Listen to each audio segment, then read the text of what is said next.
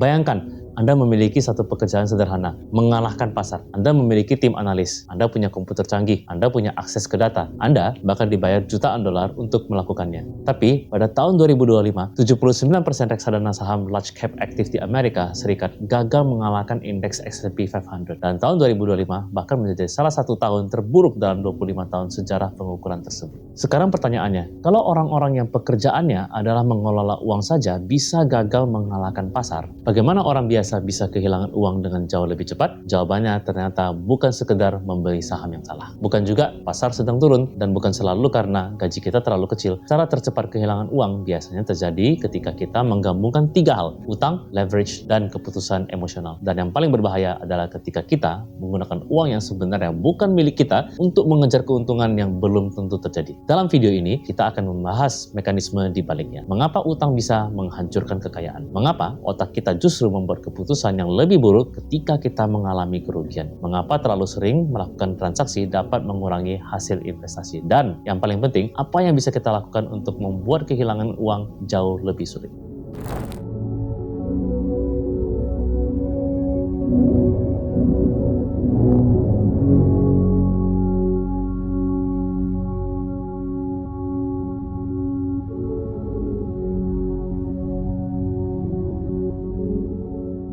Bayangkan, Anda memiliki 100 juta, kemudian investasi Anda turun 50%. Sekarang uang Anda tinggal 50 juta. Untuk kembali ke 100 juta, Anda tidak membutuhkan kenaikan 50%. Anda membutuhkan kenaikan 100%. Ini adalah salah satu alasan mengapa kerugian besar sangat berbahaya. Nah, semakin besar kerugian, semakin besar keuntungan yang dibutuhkan untuk kembali ke posisi awal. Turun 10% membutuhkan kenaikan sekitar 11,1%. Turun 20% membutuhkan 25%. Turun 50% membutuhkan 100%.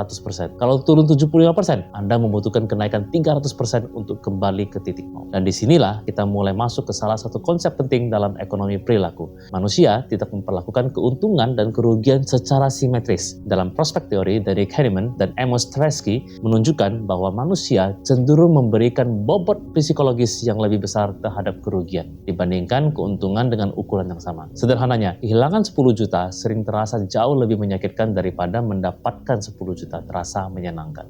Masalahnya, reaksi emosional tersebut dapat mendorong kita untuk mengambil resiko yang justru lebih besar.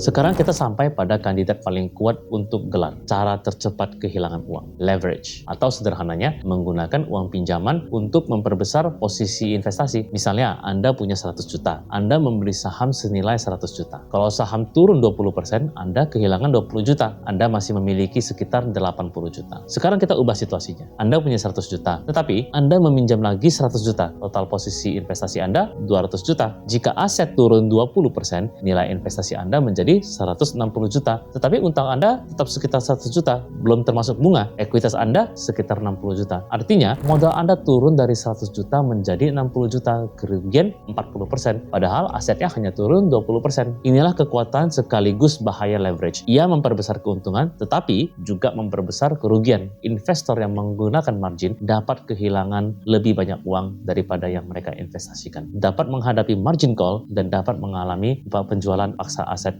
ketika nilai investasi turun. Dan ada sesuatu yang lebih berbahaya lagi. Ketika Anda membeli menggunakan uang sendiri, Anda biasanya masih punya pilihan untuk menunggu. Tetapi ketika Anda menggunakan uang pinjaman, waktu menjadi musuh Anda. Ada bunga, ada jatuh tempo, ada persyaratan jaminan, dan dalam akun margin, broker dapat menjual aset untuk memenuhi persyaratan tertentu. Jadi masalahnya bukan hanya apakah investasi saya akan naik. Pertanyaannya menjadi apakah investasi saya akan naik sebelum utang saya memaksa saya keluar.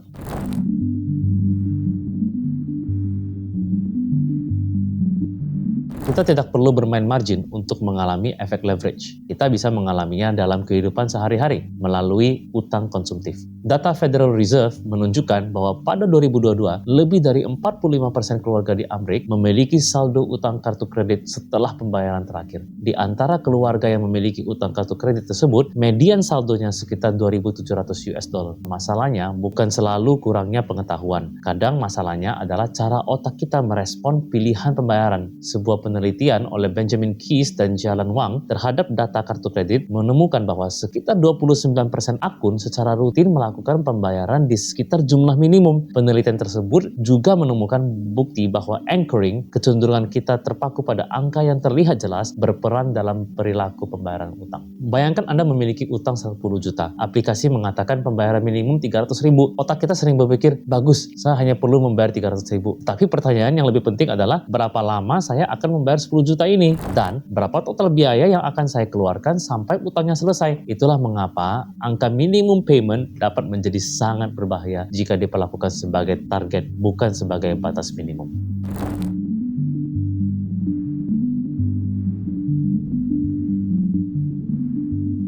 Kita cenderung memberikan nilai lebih tinggi kepada kesenangan yang bisa kita dapatkan sekarang dibandingkan konsekuensi yang baru muncul nanti. 2 juta hari ini terasa nyata. Bunga dan cicilan yang muncul selama 12 bulan ke depan terasa abstrak. Present bias membantu menjelaskan mengapa sebagian konsumen kesulitan mengikuti rencana pembayaran utang yang sebenarnya sudah mereka buat sendiri. Dengan kata lain, kita sering bukan tidak tahu apa yang seharusnya dilakukan. Kita tahu, tetapi otak kita memilih manfaat sekarang dan menyerahkan tagihannya kepada versi diri kita di masa depan.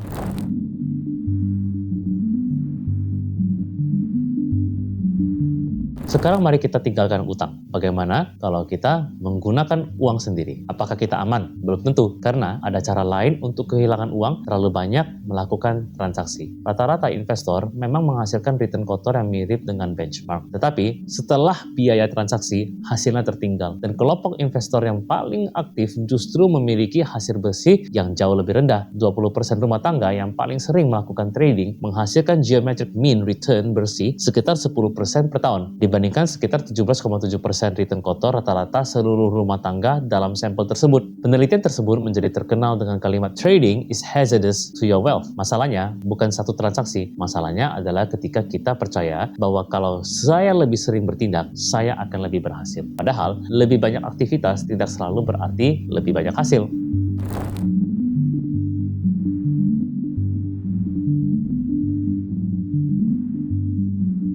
Ada jebakan psikologis yang sangat berbahaya, namanya overconfidence. Misalnya, Anda membeli sebuah saham, naik 30%, Anda merasa hebat. Kemudian, saham kedua naik 20%, Anda merasa, wah mungkin saya memang punya bakat investasi. Lalu, Anda mulai meningkatkan ukuran posisi. Masalahnya, 2 atau 3 keputusan yang benar tidak membuktikan bahwa kita memiliki kemampuan untuk memprediksi masa depan. Bisa saja sebagian hasil tersebut berasal dari keberuntungan. Dan ketika kepercayaan diri tumbuh lebih cepat daripada kemampuan, ukuran kesalahan berikutnya juga bisa menjadi lebih besar. Inilah mengapa investor yang sukses sekali dapat menjadi jauh lebih berbahaya bagi dirinya sendiri setelah sukses tersebut, bukan karena uangnya bertambah, tetapi karena ukuran resikonya ikut bertambah.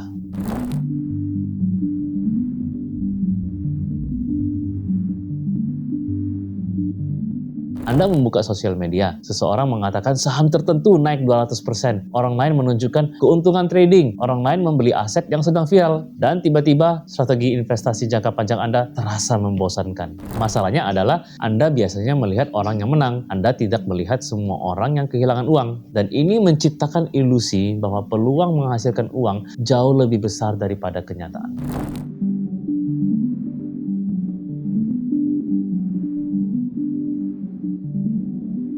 Kalimat ini terdengar sangat masuk akal. Masalahnya, semua orang bisa mengatakan hal yang sama. Yang sulit adalah mengetahui kapan harus masuk, kapan harus keluar, dan apakah keputusan tersebut benar-benar didasarkan pada informasi atau hanya emosi. Spiva menunjukkan bahwa pada 2025, 79% dana saham large cap aktif di Amerika Serikat gagal mengalahkan S&P 500. Ini bukan berarti semua investor pasif pasti untung, dan bukan berarti tidak ada manajer aktif yang hebat. Pesannya jauh lebih sederhana, mengalahkan pasar secara konsisten adalah pekerjaan yang sangat sulit. Jadi, jika strategi Anda bergantung pada kemampuan memprediksi banyak hal yang tepat, Anda sedang memilih permainan yang probabilitas keberhasilannya tidak mudah.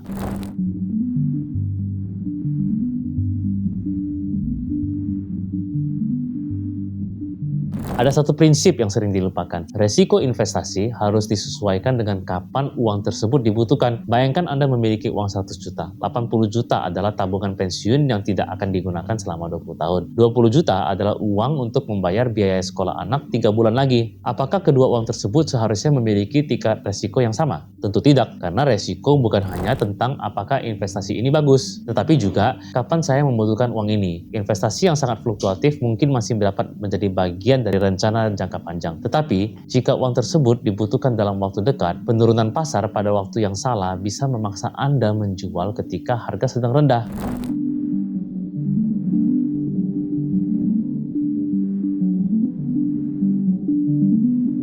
Kalau kita gabungkan semuanya, formula paling berbahaya kira-kira seperti ini. Pinjam uang untuk masukkan ke aset beresiko dan juga masuk karena FOMO, apalagi menggunakan posisi besar dan pas harga lagi turun. Terus panik dan langsung jual dalam kondisi buruk. Berutang untuk mencoba mengembalikan kerugian dan ulangi. Inilah bagaimana kerugian finansial bisa berubah menjadi spiral. Bukan karena satu keputusan buruk, tetapi karena satu keputusan buruk menciptakan kondisi untuk keputusan berikutnya.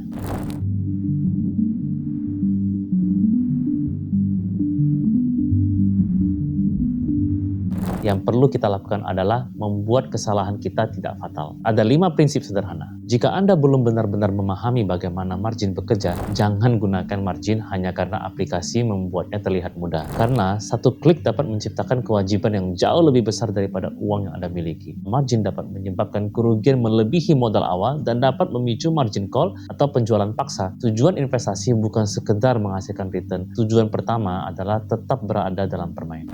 Ketika Anda memiliki utang berbunga tinggi, Anda sedang menghadapi biaya yang relatif pasti, sementara return investasi tidak pernah dijamin. Jadi sebelum bertanya investasi apa yang bisa menghasilkan 20%, tanyakan berapa biaya utang yang sedang saya bayar. Jangan mengandalkan disiplin saja, gunakan sistem. Misalnya, transfer otomatis sebagian penghasilan ke rekening investasi. Pisahkan rekening kebutuhan dari rekening investasi. Jangan menyimpan kartu kredit dengan limit yang besar jika Anda sering tergoda menggunakannya. Tetapkan batas resiko sebelum membeli aset. Dan yang paling penting, buat keputusan ketika Anda tenang, bukan ketika harga sedang naik 30%. Setiap transaksi mungkin terlihat kecil, 50.000, 100.000, 200.000, tetapi biaya spread, pajak, dan keputusan yang salah dapat terakumulasi. Aktivitas yang lebih tinggi tidak otomatis menghasilkan return yang lebih tinggi. Jadi, sebelum membeli atau menjual, tanyakan, apakah informasi baru benar-benar mengubah tesis saya? Jika jawabannya tidak, mungkin tindakan terbaik adalah tidak melakukan apa-apa.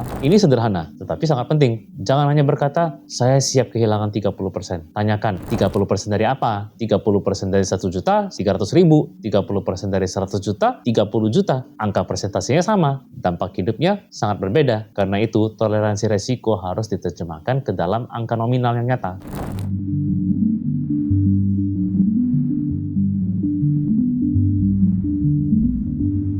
Kekayaan tidak selalu dibangun dengan keputusan spektakuler. Seringkali kekayaan dibangun dengan menghindari keputusan yang menghancurkan. Tidak mengambil utang yang tidak perlu, tidak mengejar investasi karena FOMO, tidak mempertaruhkan dana darurat, tidak menggunakan leverage tanpa memahami resikonya, tidak panik ketika pasar turun, tidak mencoba membalas kerugian dengan mengambil resiko yang lebih besar, dan tidak menganggap keberuntungan sebagai bukti bahwa kita tuh jenius. Karena dalam keuangan, survival adalah sebuah keunggulan.